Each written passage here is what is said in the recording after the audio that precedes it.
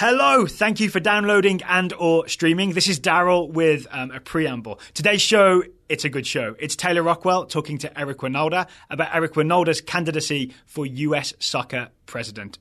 Whenever Eric Wynalda talks, there's lots of good things to listen to. Should let you know today's show is sponsored by RX Bar. RX Bar is a whole food protein bar made from 100% whole ingredients. RX Bar labels the core ingredients, egg whites, dates and nuts on the front of the package and the ingredients that make up texture and taste on the back. There's no fillers, no additives, no chemicals, no added sugar. For 25% off your first order, visit rxbar.com/soccer and enter promo code soccer at checkout. Thank you to RX Bar for sponsoring today's Total Soccer show.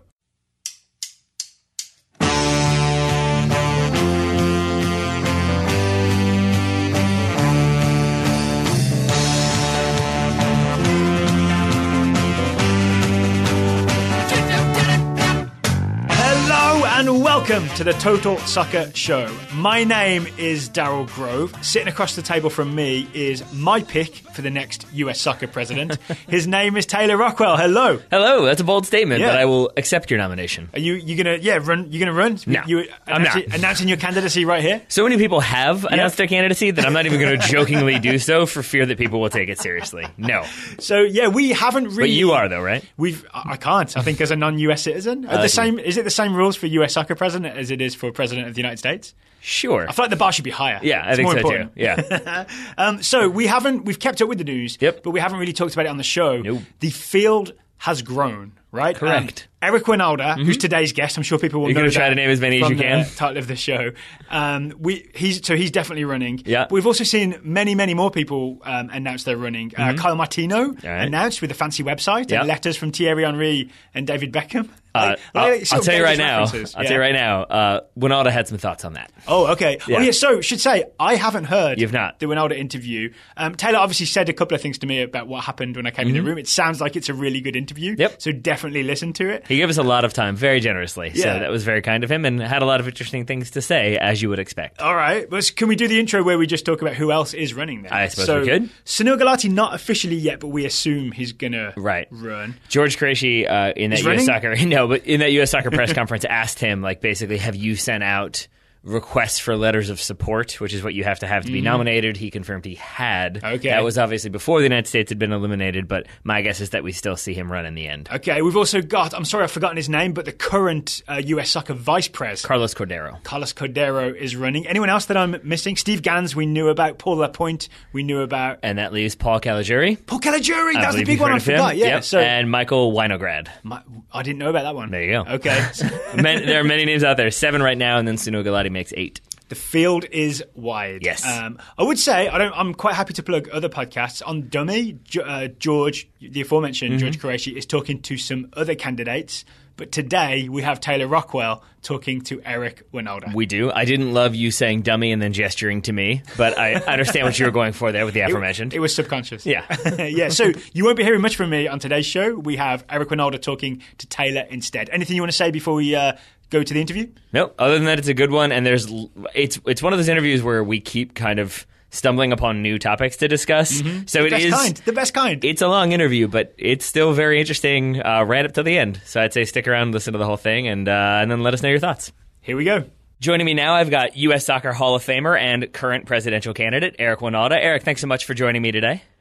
No, my pleasure. Yeah, so it's nice to have you. Nice to talk with you. You are the first presidential candidate we've spoken with ever. So you have that honor amongst your many other honors. I'm sure that means a lot.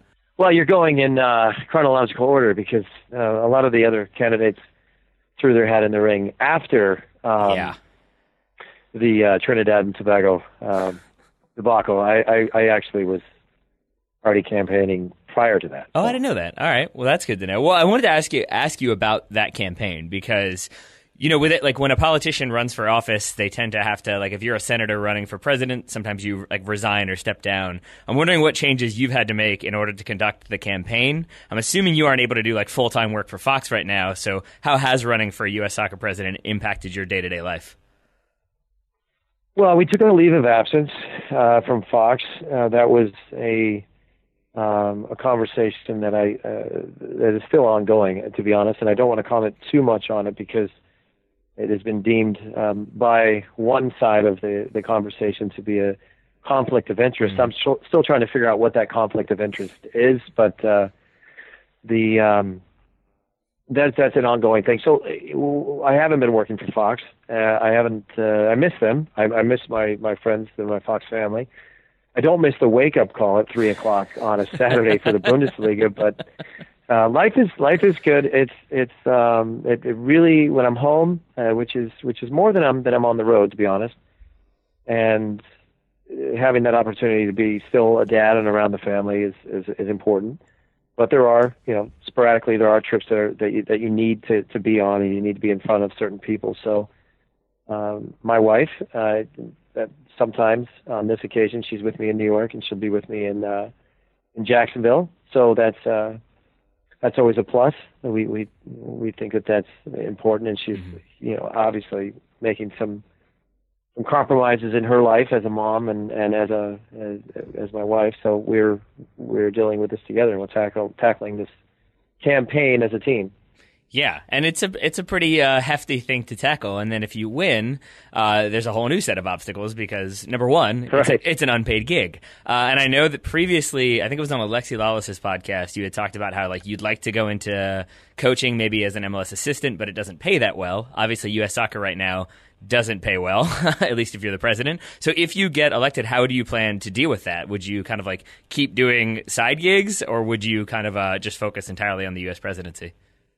Well, clearly, there's two arguments to this, and one, we're okay on that sense. It might mean that my wife will have to go back to work, and she is a lawyer, so she has always had more earning potential than I have ever had. So same here. My wife is in law school, so I get that. Yeah. Well, first you got to pay off all the loans, and then but that's a different story. But look, I think we're going to be fine.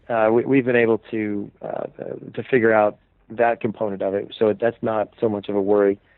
And to your point about the not wanting to be an assistant coach and making it about the pay, to be honest, maybe I may have stated that in the past, but I feel that this is a position that I'm far better served to do. Right at this point, the way things look in the soccer landscape, being a coach is fantastic, and I love being involved. I love managing and changing some lives. But the truth is that we've got ourselves in a very unique spot here as a soccer nation, and there's a lot of things that need to be fixed. Yeah. So I'm taking that route simply because I can help a few people, or I can help all of us, and that really is the way that I'm looking at this. Now, the other part of this, and this is part of the other conversation, there's been probably Kyle Martino's motivation here is the fact that it will most likely be a paid position, because that has been offered to current President Sunil Gulati on numerous occasions. Now, I didn't know that. There's a couple reasons why Sunil has always wanted it to be an unpaid position. And it's for the very reason that you're asking the question, what are you going to do? Because as long as it was an unpaid position on a volunteer basis, then there was no competition. It would take a very unique situation for someone to run, because they would have to be financially stable enough to be able to do it. Now that has always been a deterrent to people that would want to engage in this role. The other part is I just don't think Sunil Gulati ever wanted his tax returns made public. That is another part of this that I don't think anybody's thought about. No. But in this current climate and where we are as a soccer nation, and of course this was a family conversation with not just my wife and my extended family and my children, but it's too important not to engage, and it's too important to me. I'm 48 years old. I'm not getting any younger, and it was abundantly clear that there is really a unique spot for someone to really roll up their sleeves and to fix this. And when I went through this process and with numerous conversations, and I talked to probably 20 people that I tried to encourage them to run, and on all of those occasions, it was either out of fear or out of I'm just not the guy. I came to the conclusion that this is something that I need to do more than I want to do, to be honest. I mean, I don't think we got that phone call at the Total Soccer Show about running for president, but that's fine. I feel like you're probably better qualified than we. So, and actually, I want to talk about your kind of plans going forward in just a second. But first, I mean, so you're a player, you're a pundit, now you're a candidate, and I am wondering, like, how does that, like, what kind of mental shift does that require? Like, have you always had political instincts, or do you have to practice being a politician? Do you have to, like, learn talking points and learn your stump speeches and figure out how to give an answer on any topic? Or is that something you kind of always been able to do from your background as a player? Well, okay, look, my background as a player and as someone who's been involved in television is probably my biggest challenge right now, because that is something of a perception problem, that people think that defines who I am. And being a player is one thing, and the experiences I was able to acquire over the years is certainly going to help me moving forward. Being in the television realm is not, because a lot of people have never really met me. They've never had that opportunity to get to know me. They make assumptions about what I'm like because I've been in the entertainment business for 15 years. And I've been asked to have a hot take about Arsenal, or a hot take about Borussia Mönchengladbach, or Bayern Munich, or a coach, and you have to come up with something clever to say in 10 seconds that's going to be entertaining on television, and understand all the aspects that surrounding that it comes off in when you're able to articulate what you're trying to say in these little bits. And that's somewhat of an art that some of us get it and some of us don't. Some of us get better at it. Some of us, it takes a long time to understand that sphere of entertainment, and that part of being a pundit and being someone who's asked to analyze games. And it's not me. That's the problem. And what the people that do know me and have been a part of my life, or know me as a consultant, or know me as a manager, or a sporting director, or a director of coaching, coaches. I've been with numerous youth clubs, or as someone who is used as a sounding board to numerous coaches in this league, or general managers and even presidents who will ask me for advice at times. I've been involved in the game in many more ways than I think the public is actually aware, and that's because I've chosen to be behind the scenes. But for the most part, getting involved in the coaching aspect of it was something that was a passion of mine. But it's really hard to walk away from a television job that you really only have to work 8 to 10 times a month, and they're going to pay you a lot of money to do that. And you get to have a lot of free time and to be with your family, and to drive your kids to school and be a part of their soccer games and their baseball and their karate and all the things that you want to be as a dad. So that was a life choice that I made that really was taking the easy route. And although I've been involved in the business of soccer for quite some time, whether that be in Europe or here stateside, this is just taking it one more huge step in that direction. And it's not going to be as difficult for me than many might think, or make the assumption, as you just have, that it's going to be a player to a pundit to a politician. Nobody ever wants to be a politician, but I think that, or maybe some do, but I certainly don't. I don't have political aspirations. What my role in all of this is to a certain extent, through my soccer knowledge, help fix a soccer problem. Yeah, and the strength that I bring to this, go ahead. You were going to ask something. Well, I was just going to ask, basically, like that is an interesting point, because I think anytime you hear somebody's like running for president, it immediately takes on this like, oh, they're campaigning, they're politicking, they're giving speeches. And I guess that is one of the weird things about US Soccer President, is that it's kind of tough to know. Even like you have to read the fine print in the bylaws to understand how the election even works. So, like, how does that work for you? Are you trying to meet with the individual people who will be voting? Or are you just trying to get the word out about what you're trying to do and what you would like to do? Is it some combination thereof? Like, what goes into a U.S. Soccer presidential campaign? Well, okay, so it's broken into a couple pieces. And, I did not take the approach that every other candidate in this election has taken, and that what that means is they've just decided to fire off a letter of nomination to a state association and ask for their support. I never did that. The only time that I ever did that is if this is someone that I've met, or have had a chance to really understand where they were coming from. And I've had great conversations with states like North Carolina or Pennsylvania, New Hampshire, Massachusetts, Utah. These are all places that have very specific challenges, and you can't just say I'm going to fix it and send off a letter and say send it back and we're on board. Although that has happened with Sunil Gulati and Steve Gans, that was their approach. Mm-hmm. But it was very smart by Steve Gans. I'll give him that. I mean, he's motivated, he's enthusiastic, he's a lawyer, and he sent out a lot of letters the second we lost in Trinidad, and a lot of people who were upset, had the knee-jerk reaction and thought that was a good idea. So they nominated him blindly, and that's why he's one of the first guys to qualify. I didn't feel that's the way this should work. In order for you to actually fix someone's problem, you got to know what it is.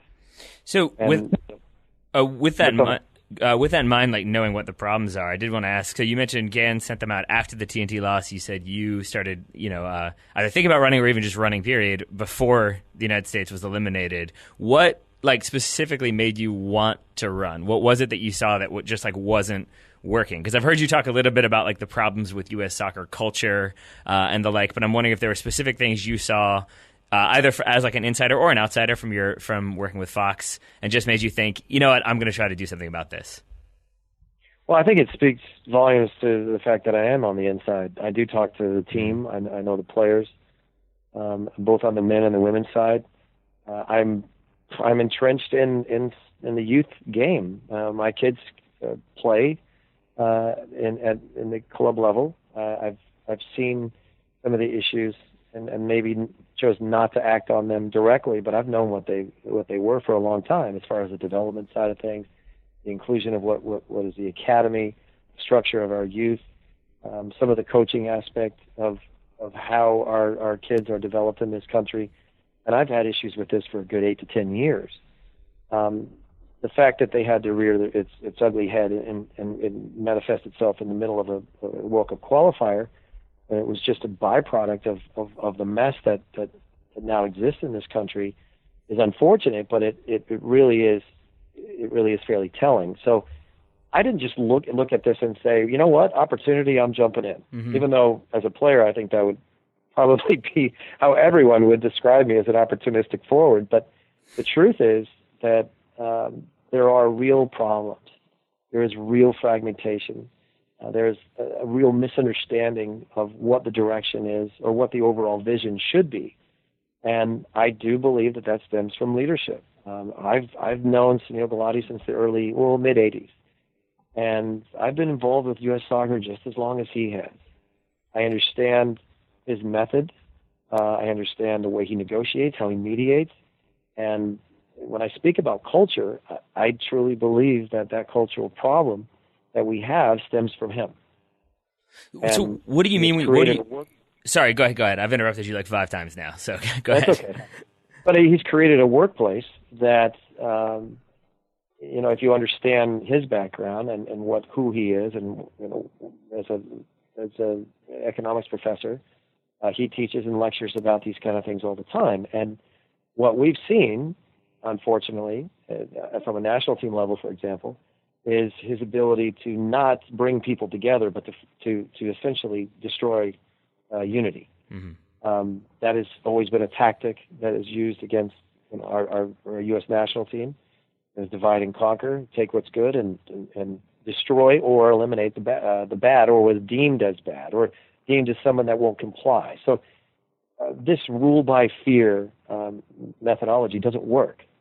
It doesn't work, and it creates so much friction within a team. Now, that I'm only speaking about the U.S. national team, and I've said this numerous times, that it's probably 5 to 10 times worse for the women's national team, because I don't think that we've ever, from a federation standpoint, demonstrated or had a relationship that represented what the women deserve, because they've been far better than the men's team, and they have been manipulated and deceived. Mm-hmm.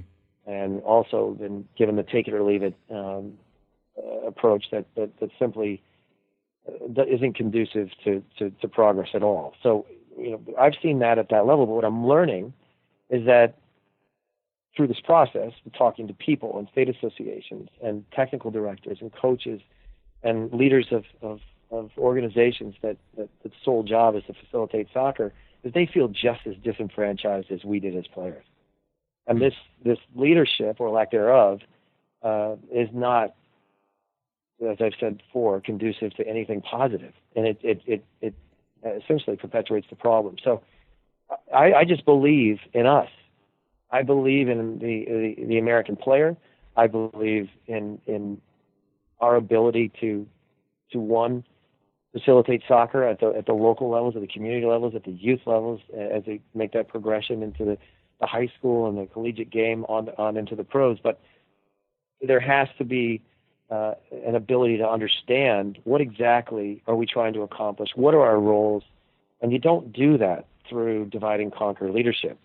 You do that through bringing people together and managing people and understanding what their needs are and getting this thing moving in the right direction. I don't really believe that there's anybody else that can do it outside of myself. So I want to ask you to follow up on some of the things you just said there. So when you talk about divide and conquer, are you saying like specifically in regards to like the individual teams, that it was sort of like if a player speaks out, he or she gets ostracized, or is it like a larger thing about the way the game is being developed, the way development academies are working? In the past, just so you're aware, players were told either you comply or you'll never play for the national team again. Interesting. That has happened, and it started in the 90s, and it is still very much the case now.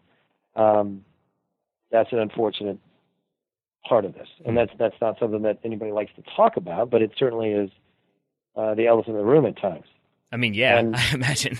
But let's look at what has just occurred with this whole injunction / lawsuit with the NFL. This is but I have some knowledge of this, but this has really been almost noise to the United States Soccer Federation, that they essentially infiltrated the league, tried to break it apart to make it go away. And that's what happened, and that was orchestrated completely by Sinovalai. So that's the same methodology of getting into a team and saying, all right, who's going to be on board and who's not? How do we get this team to fragment from within? And let's figure out how we're going to get what we want out of this. And those kind of techniques, or through his lack of skill set when it comes to really mediating and finding out what people need and bringing people together, he takes a different approach on all levels of our sport. And it's something that I've just finally said enough's enough. And it's time to bring this country together, to redefine meaning we all need to do this together. And that starts and stems from a cultural problem that needs to go away. We need to figure out who we are again and get on board with making this country great at the sport. So we, like on the show, some people have asked us who we've endorsed to who we want. We haven't really said anything because really we don't know enough to say one way or the other. But I did want to note, and this is maybe going to be a little bit like Chris Farley's show from SNL, so feel free to jump in when I start butchering the details. But I do love, there's a story, I don't think I read it myself. I think Daryl, my co-host, told me about it. There's a story about, I think, was it Copa America 95? When were you like the head of the Players Association, or were you doing the negotiating for player salaries? No, it was a collective effort, but the way that worked, and this is the truth, and this is a tactic that is consistent with what I've been talking about, is we had a deal with the federation as far as what the players would be paid in that competition. But when we got on the airplane, which this is a great little phrase that the federation likes to use, in good faith, which means nothing to me anymore. I've tried to have those words or that language in other contracts and other parts of my life, and I cringe every time I see it, because my only experience with the federation is in good faith means absolutely nothing to me. But we negotiated a contract in good faith that essentially I think had a set number, and it was around $2,000 per player to play in this competition. And back then, that was a fair number for our players to participate in one game, and there was some bonus structure attached to it. We got on the airplane on the way down to Buenos Aires, and we got a new sheet of paper that was handed to us about maybe 5 hours into the flight. And it simply stated, from 0 to 10 caps, you would receive nothing. Now, keep in mind, Casey Keller, who ended up being fairly amazing in a game later on against Argentina that we won 3-0, was currently sitting on 9 caps. So the Federation was saying, we're going to pay you nothing to compete in this competition. From, I think it was 10 to 25, you got $500. 26 to 50, you got $1,000. And anything over 50 was 4 guys. At that time, would receive $5,000. I'm sorry, wait, hold on. What was that jump? Did you say $25 to $1,000 or $250? No, it was $1,000 to $5,000, and there was only 4 of us at the time. So the idea is go to the leaders of the team, get them on board with this plan, and move on. Yeah. Because the numbers added up for, that leadership that fell into that category. I think at that time was John Harkes, Ernie Stewart, Tab Ramos, and myself. There was some guys that were just kind of getting into their careers, like the Claudio Reynas of the world and Joe Max Moore. I think Greg Berhalter may have been on that trip. There were some young kids, Frankie Hejduk, possibly Frank Klopas might have been close to that number. But the truth was that was the idea, is for us to just sign this thing and move on. We said no way. We sat on our butts for about 4 days, and we negotiated. We played with a lot of cappuccinos, and Mike Burns will tell you that he's not happy about this because we put it all on Mike Burns' room, which he's still the look on his face when he got the bill was hilarious. But we sat there for 4 days drinking cappuccinos and playing backgammon. All right. And we refused to train, and we refused to play. And in the 11th hour, they swore that none of us would ever play for the national team. They told us that the Olympic team was sitting in Miami just waiting to fly in, and we dug our heels in and said, no, we're a team. We upped the number a little bit, and it was consistent for everybody, whether you played or not. Everyone was going to get paid the same. And that was the first time that anybody ever stood up to the Federation. We played the first game of the competition. We beat Chile. It was the first time the United States national team ever beat a South American team on South American soil, 2-1. I was very fortunate to score both goals in that game. But if you ever watch the video on that, there's a reaction after the second goal that's very telling, because I was pointing right at our Federation officials who were sitting in the front row, and you can imagine what came out of my mouth. But we ended up doing very well in that competition, and that deal that we because we dug our heels in and we were a team, still exists today. Now, that's the story, right? But the problem with all of that is that what we went through as a group, and the threats that we received, and the emotional anxiety that we had to go through is so unnecessary. And it was all because they tried to deceive us, they lied to us, and that never needed to happen. That has probably been duplicated 50 times since then, in some shape or form, of some negotiation on good faith. And my problem with all of that, guys, is the fact that it's not necessary.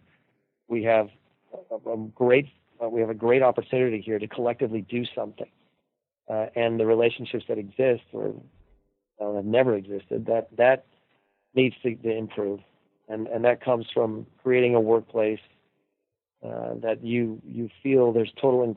We already talked about transparency. I want inclusion. Mm-hmm. I want it to feel like and I want our players to look to their federation in a different light, and I want those hugs to be real when we win, because we won and we've accomplished something together. Not, oh God, I got to hug the guy that's been trying to pull a fast one over me for the last 4 years, and then you put the fake smile on and you hug and you pretend like you're friends with this person. That's just not something that's not something I'm willing to tolerate anymore. I gotcha. Well, I wanted to say, first of all, I think you undersold yourself, because maybe this is an apocryphal story, but the way it was explained to me is that when they threatened to bring in the U-23s of that Olympic team, that your response was good luck with that, and you hung up the phone, which I think is pretty outstanding.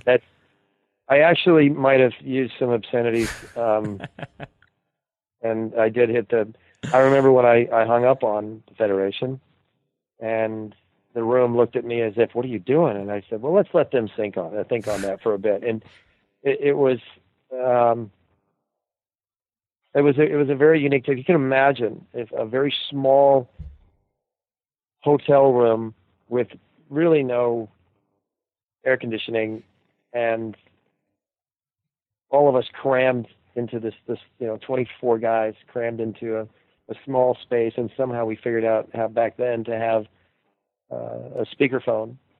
And look, I commend all of those guys. They were a part of something that was so important, and it was the unity that we had as a group. But we were fighting against each other then. We were fighting with our own federation over something that was really unnecessary. So that kind of friction, believe it or not, still exists today, and it's part of the reason why sometimes we fail, because we're not focused completely on a collective goal. We're so fragmented from within that these distractions sometimes come back to bite us. And it's federation's job is to facilitate soccer across the country. But for the most part, it's also our job, or it should be the federation's job, to do everything that we can to allow our players to mentally prepare for games. So let's talk a little bit about some of your goals then. Earlier you mentioned that one of your big issues was with how players are being developed. What do you see as the problem there specifically with development, and what would you like to see done about it? Well, first of all, this is a misconception. The Federation has taken a stance that it's their job to develop talent. And I think that somewhere along the line that narrative changed when Jurgen Klinsmann was our national team coach. And understanding what exactly happened there is very telling, because Jurgen Klinsmann came in with a plan and a very high demand as far as his salary request. So what ended up happening was we wanted to hire a coach, but we didn't get a coach. We got a sporting director, we got a technical director, and we got a guy that was involved with developing talent in this country. And mainly that role was created for Jurgen Klinsmann, when it really is not his job. The Federation forgot somewhere, and they've lost their way, and to a certain extent, what exactly is their function? And that is to be a resource, and it's to be guidance, and to be help for the existing organizations and teams and clubs and franchises who are actually the ones who are responsible for the development of players. And we need to stay out of their way. The beauty of each club and each franchise is that, or if that's in Texas or Seattle or Oklahoma or Massachusetts, Florida, it doesn't matter. The beauty of it is that, and we celebrate this every once in a while when we see a player like Clint Dempsey come out of Nacogdoches, Texas, and we realize that the one thing that makes him great is the fact that he stayed true to himself. What the Federation, through their I think, misguided idea of what they're supposed to do, has decided to take over. And they want to be responsible for developing the players. They want to be responsible for developing the coaching and the refereeing, and they want their hands at everything. And the truth is that that's not their job. It isn't. It's each club's job to develop players. And I think state associations get a bad rap at times. US Club does things a little bit differently, but they make it all about the club, and they make it all about the personality of the player, and they stay true to that, which is great. If the Federation gets their way, and this has pretty much been the plan that they've set forth right now, is to glom it all together, consolidate, and try to just churn out players that are going to end up looking like robots. And I can't let that happen. I think there needs to be, when I say we need to reinvest in us, what that means is we need to trust some of these state associations, some of these entities like US Club, who do a great job of making it about the club and making it about the player, and they allow that player to grow appropriately. Now, Your next question is going to be pay to play. I get it. Actually, my next question was going to be, if you don't mind, because some people have been, as you said, some people have sent out these like very sort of generic, here's my platform. You mentioned earlier that North Carolina, Pennsylvania, New Hampshire, Massachusetts, and Utah have all been pretty receptive to your message. So is that to say then that the state federations would prefer like less hands-on from U.S. Soccer and that they would rather kind of do it themselves? Well, I think they want autonomy, but here's the issue. Mm-hmm. As we go from state to state and problem to problem, the problem is different from one state to the next.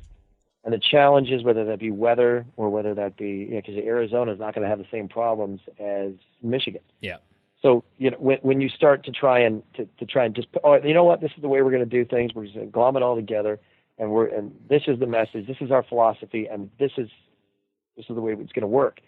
It's not that every one of those states that I mentioned has been receptive to my message. In fact, Utah is completely backing, at the youth level, is completely backing Sunil Gulati's message, as if everything is okay and we're going to move forward in the right direction. Now, that message is a little different from the adult side of things, from their state association, but on many occasions, there is a misconception of exactly what each state association is trying to accomplish. So, from the federation standpoint, they've just taken the 20,000-foot view of this thing. They just come into these meetings, flash the badge, and say, "Here's what we're going to do, and we're going to do this collectively." And that doesn't work. So the problem with that is our country is so big. We understand the challenges of each from state to state. But I had made this argument before that our current world champions in Germany they're somewhere the size of Oregon to Oklahoma. I mean, there's not a lot of space there, and it's much easier in those kind of scenarios to consolidate and figure it out and have a message. But our message can vary from each state, and that's what creates personality in players. Now, if we're asking the kid from Seattle to act like the kid from Florida, and the kid from Florida to act like the kid from Seattle, you're going to get a mishmash of something that isn't real.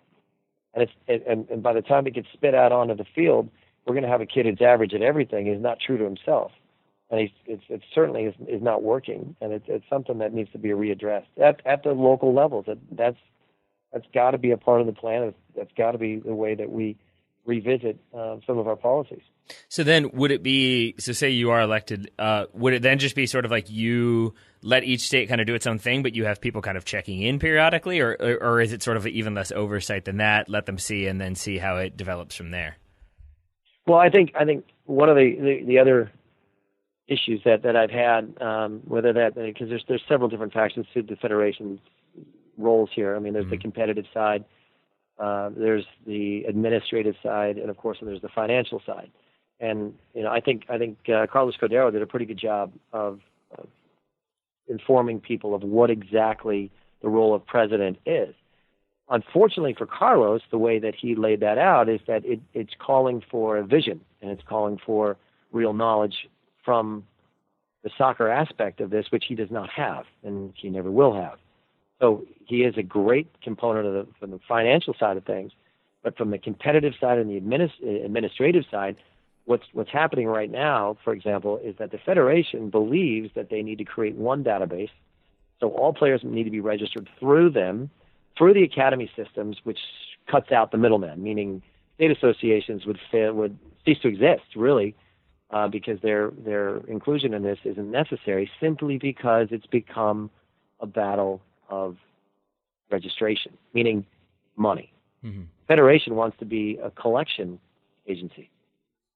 And that's what that does, is that ends up, in my opinion, putting the state associations in a weird spot. And it'll essentially not just cut them out of the conversation, but soccer will be, forced to be facilitated in a different way. And there's going to be, I would say, a communication breakdown, whether that be on the soccer side of things, this possible idea of eliminating the SRAs, which are the referee assigners from states. the federation has decided that they don't want to do that either because they still want to pay people.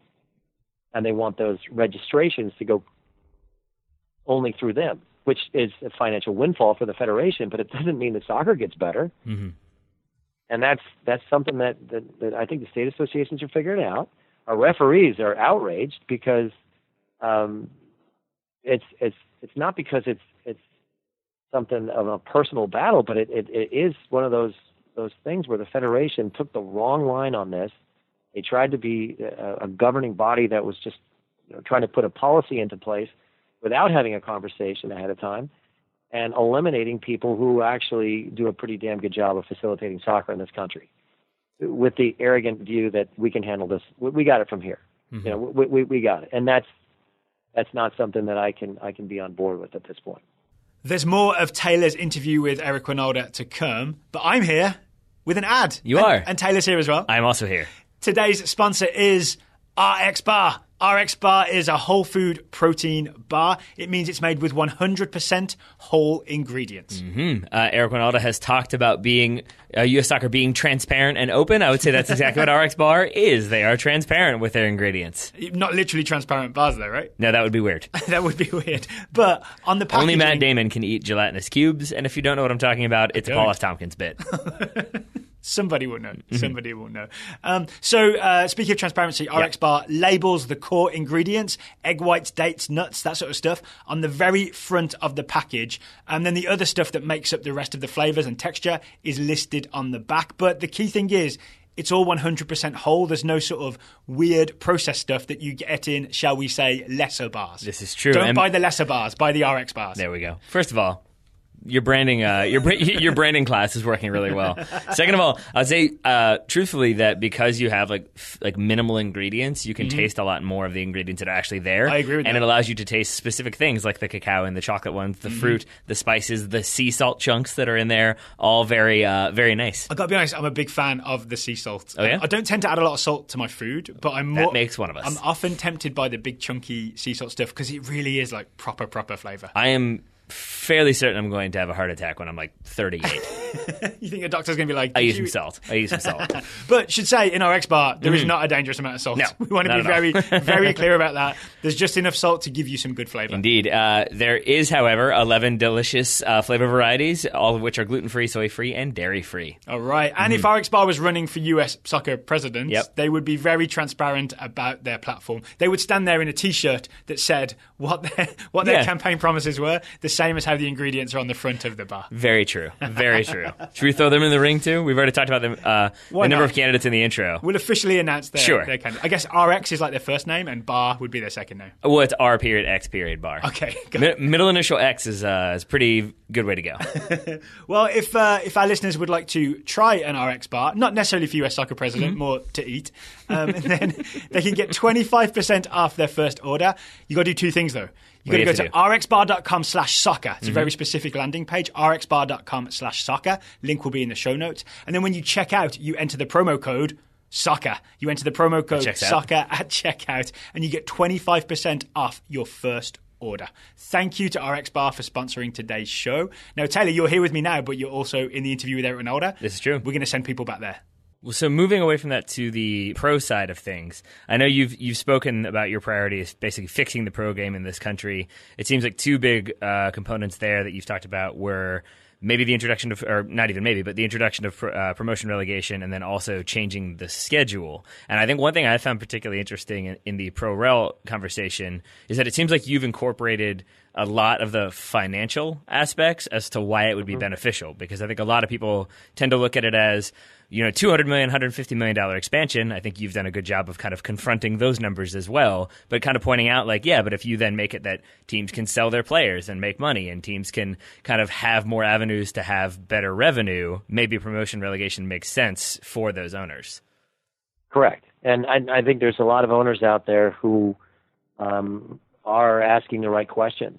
And I really am encouraged by some of those conversations because the model that we currently employ is not engaging in the business of soccer. That is something that we don't really realize because we play right through it. And, when you see a team, possibly in the EPL or in the German Bundesliga, fail to stay in the league, so they're relegated, There's this belief that it's just a doomsday club. It's over.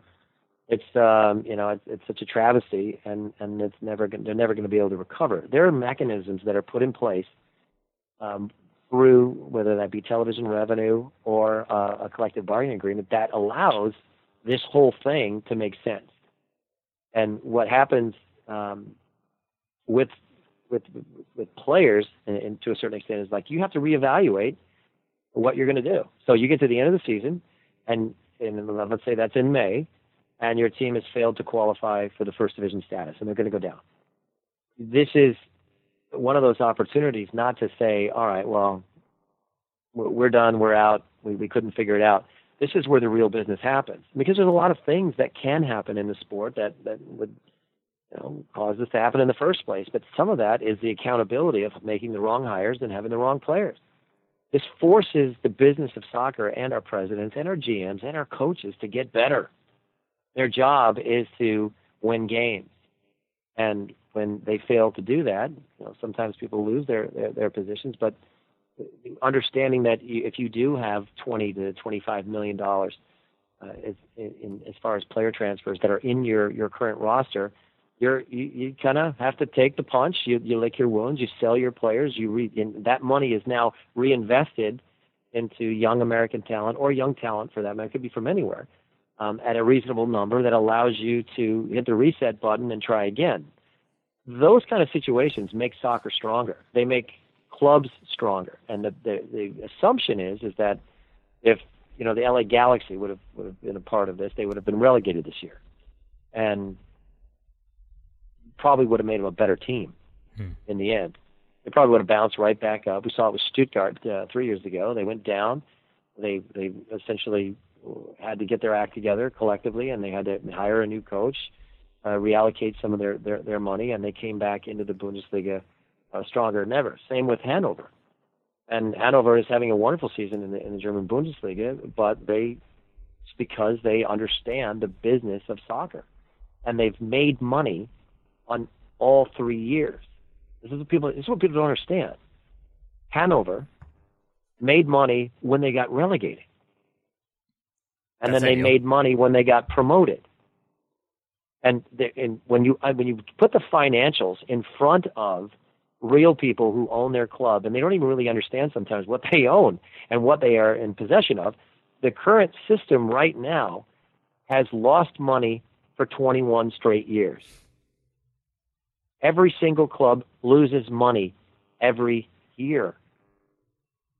And to get stuck in that narrative that we're building and we're going in the right direction, look, you can only give somebody money every year and say that you're investing into something. At some point, we will sit with the appropriate people and explain to them the benefits of promotion and relegation and the benefits of putting our calendar on the FIFA schedule, simply because it will allow us to engage in the business that we've never participated in. It's $1 billion business, guys, over the summer. It's crazy season, and we don't engage. And the other part of that, guys, is, and let's just take it the way it is now. And we have a player that has garnered interest from Europe, and somebody puts a $5 million offer on the table for Darlington Nagbe, let's say. Now, that puts Caleb Porter in a weird spot, because that offer is going to come in June. He's right in the middle of his season, and he's going to lose his one of his best players. Mm-hmm. And okay, maybe the financials make sense. $5,000 comes in, and you can reinvest that. But you got 1 week to find a replacement. That's not fair to Caleb. That's not fair to the organization. Now, you take a scenario where your season has stopped. Everybody has now, in Europe, for example, they understand where they are. They've gotten to the end of their season. Some teams got promoted. Some teams were able to cash in on some financials, like the television revenue that they were awarded because of good play or a successful season. So they're sitting on $20, $30, $40 million that they want to invest. They only know that in June. The way our season ends right now in the winter break, anybody that's going to buy a player it's going to be an insurance buy, and it's not going to be a fair number that represents what that player's worth. So the fact that we're doing things the way that we are essentially is hurting us, because if we're going to yell and scream about development of players, we're not providing the opportunity for those players in the first place. We're just hoarding all of our talent and not allowing them to have new, add their aspirations, or to understand that we, as a country, as a league, don't understand what our place in the world is here because we've not engaged with the world game. So changing the schedule makes sense to me and seems feasible, especially in comparison to promotion relegation, which I think Daryl and I are both in favor of. The issue is there are just so many little problems that come up that make it a difficult process. Do you have an idea for? Well, actually, I was just going to ask you. I was going to flip that around and make you do the hard work. How do you have an idea for how you'd like to go about instituting promotion relegation? Is it just sort of like we've got the 3 divisions, 3 go up, 3 go down? We'll figure it out. Do you have a plan for how to deal with the owners in Major League Soccer who say, well, right now we're guaranteed to always stay here to kind of keep making money, or would you even disagree with that? You're guaranteed to stay here and continue to lose money to finish your sentence. That's what you're guaranteed right now. Now, I'm in the camp that I believe that there are some very intelligent owners in this league that have never had the opportunity to have the alternative explained to them. Mm-hmm. Now, we've grown up a lot.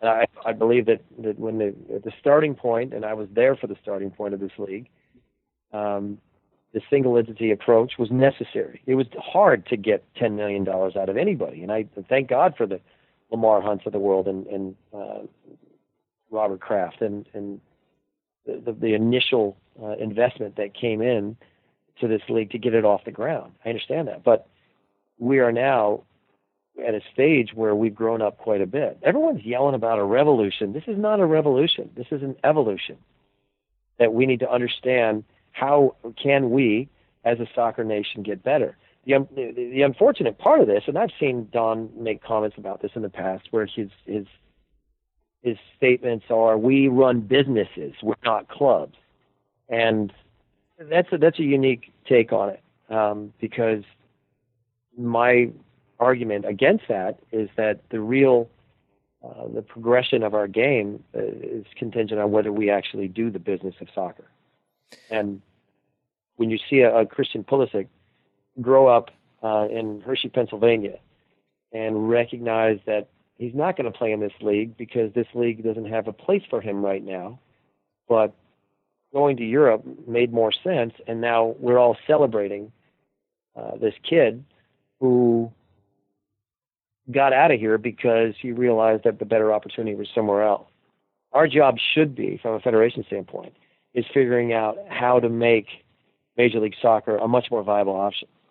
Now, you talk to agents in this country, and this is the other awful part of it, you will not find one agent who is telling a young, talented American player that MLS is his best option.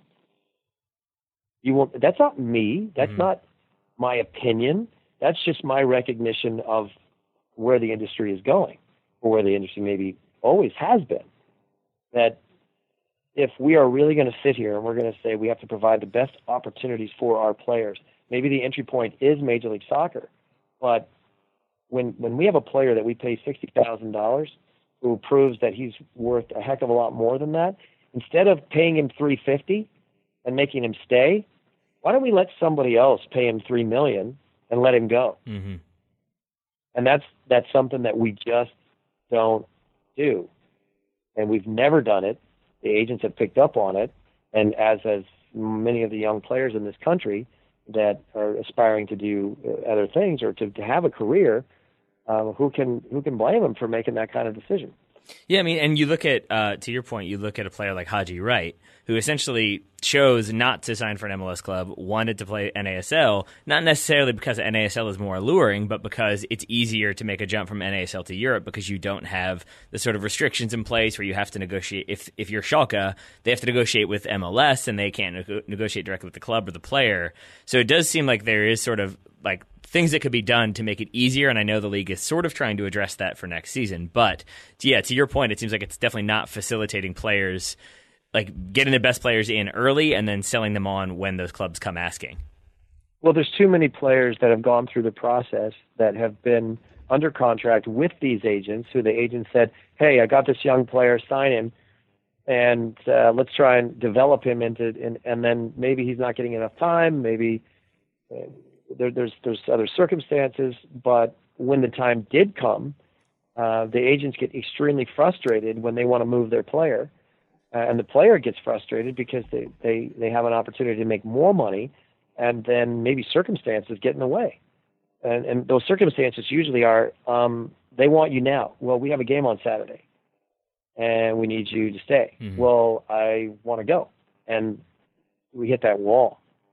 If you go back to someone like Clint Dempsey, I mean, he punched his way out of New England. Yep. I mean, if you go back and remember how that all went down. I mean, I think Taylor Twellman was a, something that we forget about too.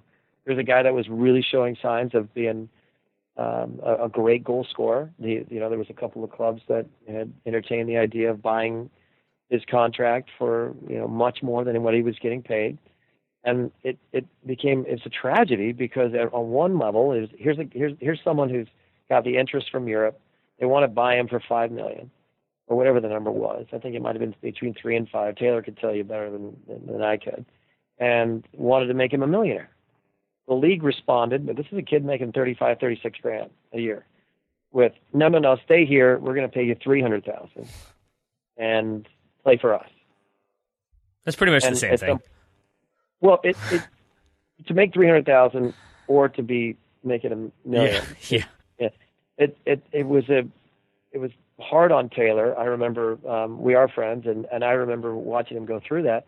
Well, then 3 games later, he goes for a diving header, hits the post, or I think it might have been Bocanegra kicked him in the head. I know it's Danny Califf kicked him in the head, and he's got a concussion, and now his career is pretty much over, and it's a lost opportunity. And the hard part, understanding all of that, is how can you give a club everything when you know that they're disallowing you from really exploring more money and having a career that maybe is inside of you. Your job is as a player, and we forget this, and sometimes loyalties are a hard thing to talk about, but your job as a player is to keep getting better every day and to be the best possible professional that you can be. And when you have the opportunity to make more money and have a new life experience somewhere else, and someone stands in the way of it, it's hard. It's a hard thing to come back to work, man.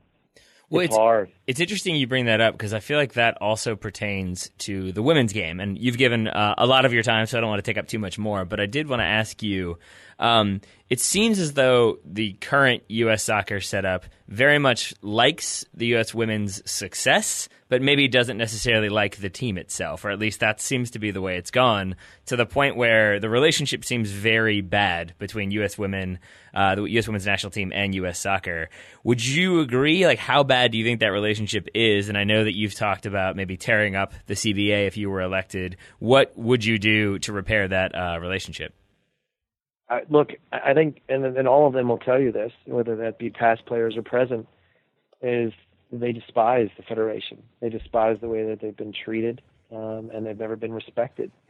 I think the first thing that I would offer is respect, to go into that room with the entire team and to look them in the eye and say, let's change this. And let's whether we get all the way there or, and you can't be a pushover. You have to make, good decisions. And clearly, again, when you make financial decisions like this as a president, this is going to go before a committee and a board, and it's got to make sense. And it will be a vote. It's not just one guy. But to that point, in the past, it has been one guy standing in the way of a relationship. And take it or leave it. If you don't like it, then so what? We don't care. And that care word goes a long way, because I do care. I care a lot about making sure that when these women have earned the right to put on the shirt and represent us, all of us, in international competition, and they win the whole damn thing, and they suit us before and they suit us after. And it's a distraction. How good can our team be if they didn't have these distractions? Mm-hmm. and that's part of it. And I just don't think we've ever figured out a way to have a deal with our women who have represented us so well that's reflective of what they deserve. So I speak from the men's side, but look, it's the same thing. It's the same cultural way of dealing with contracts, that this whole idea that everybody's working in the same direction. It's never been the case. It's always been too much friction, and it's fixable. It's fixable, but the number one thing is you got to care. You actually got to care, and I do.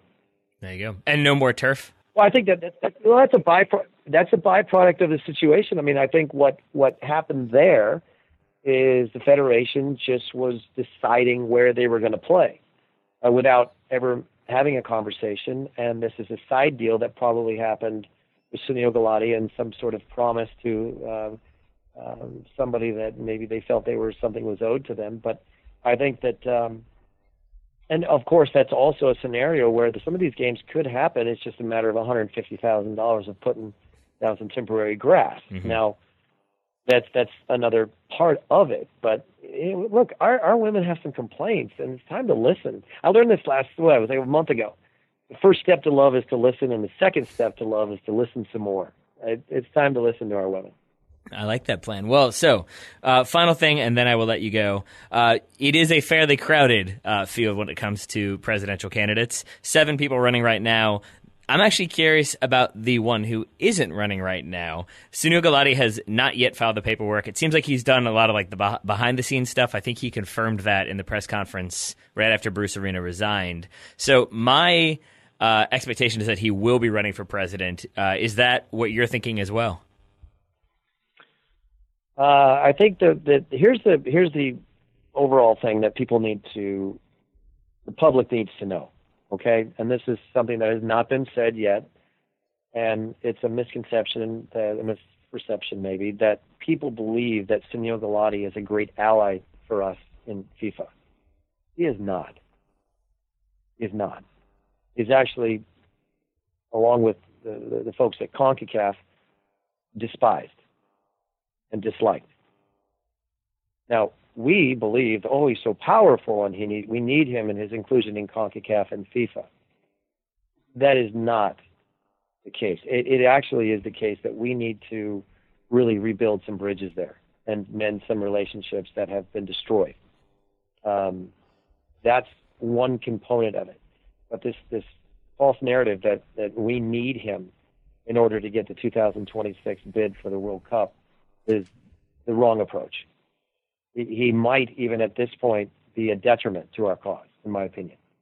And that's because, again, this is the way this guy does business. And there's been a lot of people that have, over the years, less and less fond of his inclusion. So that's that.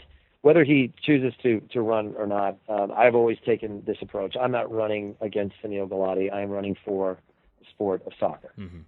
If I win this election, it'll mean that soccer won, and that we will finally have an opportunity to grow appropriately as a soccer nation. I do not believe that if we elect Sunil Gulati and or Carlos Cordero, and from what I'm hearing now, Kyle Martino, that they all represent the status quo. And what that means is more of the same, more of mediocrity, and more of a not true understanding of how the soccer business needs to happen in this country. I got to say, you have the reputation for being outspoken. I feel like saying despised is a strong word, but I guess I'm not entirely surprised to hear that. But are there specific things you think that have led to that sort of ill feeling from people in FIFA? Well, they've done business with him for a long time, and there's not a lot of cooperation on many levels when it comes to our inclusion in international events. And without getting too far into the weeds here, I'm someone that I think people forget. I'm a hell of a lot more connected than anybody else in this deal. And when you start talking about the relationships and powerful people that run the sport, I know all of them. And I can assure you that some of those relationships are a lot better than the current relationship we have with FIFA and/or CONCACAF. So if listeners out there want to show their support or want to, do what they can to help out, is there anything they can do aside from tweeting you like, "Hey, good job"? Yeah, right. Well, I mean, remind everybody if this were, I think Kyle Martino thinks this is actually a Twitter election. He's going to find out the hard way that that's not what this is about. But which I have to comment on. I mean, the initial letter from David Beckham and Thierry Henry. I'm a big fan of both of those guys. I get it. I think Kyle's trying to prove that he has some important friends that are willing to back him.